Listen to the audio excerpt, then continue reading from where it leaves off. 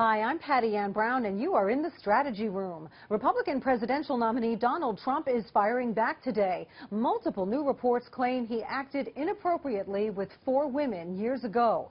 2 have come forward to the New York Times, accusing him of kissing and groping them without their consent. Trump denied the claims in an early morning tweet today, saying, quote, "The phony story in the failing New York Times is a total fabrication, written by same people as last discredited story on women. Watch."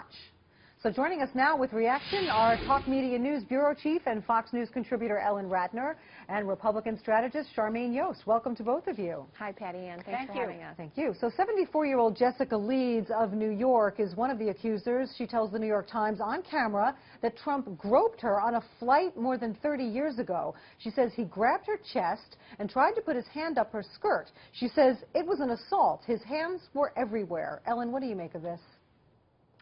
Well, again, something that is a long time ago that was not reported to the police is of question. However, there was a reporter who wrote about something, and that is less of a question. I think, though, in terms of suing the New York Times, there is a higher standard for a public figure. You have to show malice. And so I don't know that he's going to get very far in terms of suing the New York Times. Leeds is one of 4 accusers. Ellen mentioned the reporter, and then there was another woman who says Trump kissed her directly on the mouth after she introduced herself to him. All of these incidents allegedly occurring many years ago, and Trump's defenders say that timing coming out now is suspicious.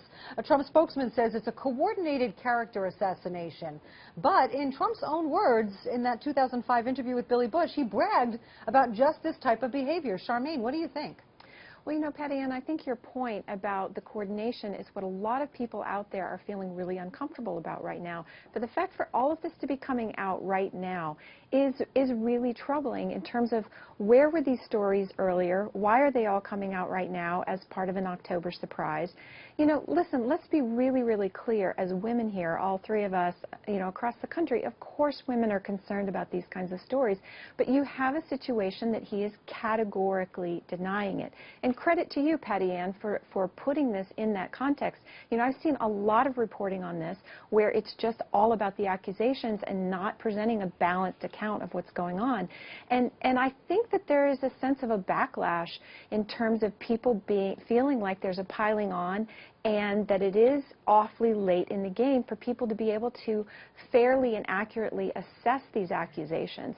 Even this morning, Rasmussen polling is showing that Donald Trump is retaking a lead against Hillary Clinton. So there is a whiff of desperation about this. And frankly, for the Clinton camp to be having their closing argument be about sexual harassment is really not terribly credible. All right. We've got to get back to Ellen here.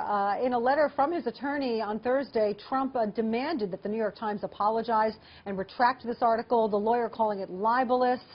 We know Bill Clinton has a seedy past. Hillary Clinton allegedly smeared his accusers. Ellen, is the New York Times being fair here?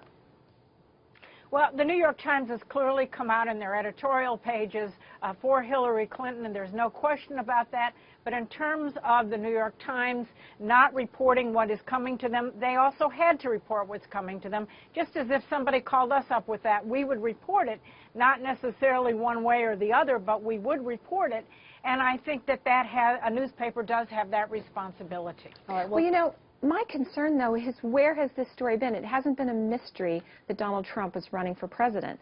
All through the primaries, all through the summer, and suddenly, just a few weeks before we all vote, they're going to dump all this into the mix. You know, I think that they need to answer some questions about the timing of this and why, if they felt like it was their duty to get this story into the mix, why they didn't do it sooner. Yeah, and Trump's defenders are saying, look, even if these accusations are true, they're horrible, but should the Times also be focusing on the latest WikiLeaks revelations regarding Hillary Clinton? What about that, Ellen? Well, I think they actually have reported some of it now, not to the degree that they're reporting the Donald Trump issue, but they have done some reporting about that, as most news organizations have. So I think that they are trying to put things in. Now, where they place it in the paper, that's a very different story. Yeah, all right, we're going to leave it there. Ellen and Charmaine, thank you both so much. Thank you, Patty Ann. Thank you. And for complete coverage of the 2016 election, go to foxnews.com. I'm Patty Ann Brown. Thanks for watching.